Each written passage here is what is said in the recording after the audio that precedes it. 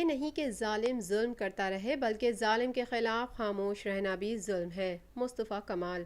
مہاجروں سمیت تمام قومیتوں کے راستوں سے کانٹے نکالنے ہیں۔ ہمیں پورے پاکستان کے لوگوں کے بنیادی حقوق کے لیے جدوجہد کرنی ہے۔ سید مصطفیٰ کمال۔ پاک سرزمین پارٹی کے چیئرمین سید مصطفیٰ کمال نے کہا ہے کہ ہم نے کسی کو پتھر نہیں مارا، بندوق نہیں اٹھائی۔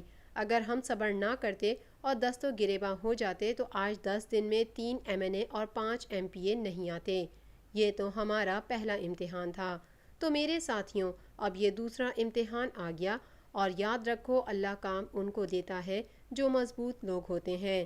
2018 کا الیکشن آ رہا ہے، آج نہ اسپتال میں دوا ہے نہ علاج ہے، اور لوڈ شیڈنگ 12 گھنٹے، یہ ظلم ہے۔ تو میرے بھائیوں، صرف یہ ظلم نہیں کہ ظالم ظلم کرتا رہے، بلکہ یہ ظلم کے خلاف خاموش رہنا بھی ظلم ہے۔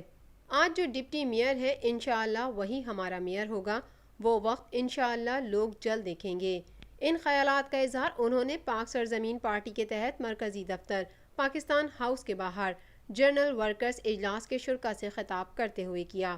اس موقع پر صدر PSP انیس قائم خانی، سینئر وائس چیئرمین انیس ایڈوکیٹ، دیگر ذمہ داران بھی موجود تھے۔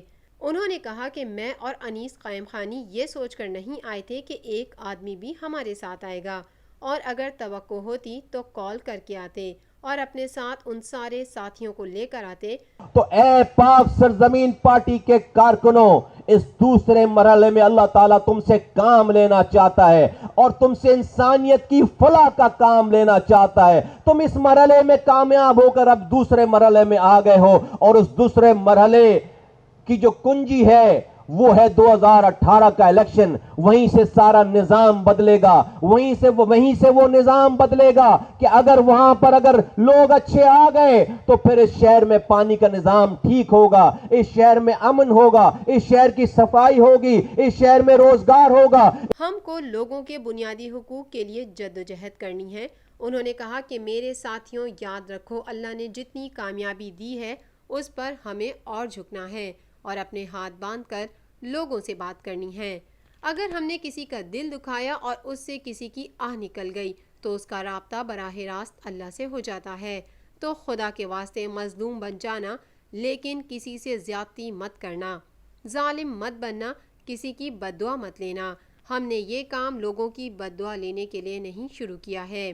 انہوں نے کہا کہ یہ جو مہاجروں کے نام نہاد لیڈر مہاجروں کا نعرہ لگا کر سب کو لڑانا چاہتے ہیں، اب ان کا ڈرامہ نہیں چلے گا۔ تم کو گھر گھر جا کر بتانا ہوگا کہ اس میں مہاجروں کا بھلا نہیں ہے۔